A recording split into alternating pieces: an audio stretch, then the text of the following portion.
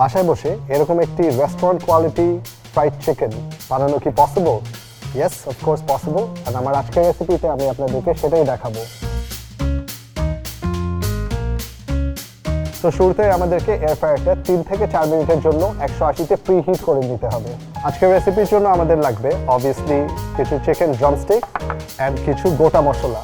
আমার এখানে black pepper, white paper, ধনিয়া আর জিরা আস্ত হোল মশলা আছে।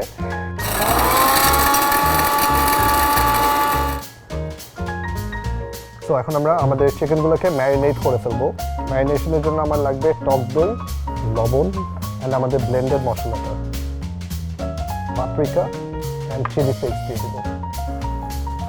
তো আমাদের চিকেন ম্যারিনেট হয়ে গেলে আমরা বলে কিছু ময়দা অ্যান্ড কর্নফ্লাওয়ার, ব্লেন্ডেড মশলাটা আছে সেটা দিয়ে দিব।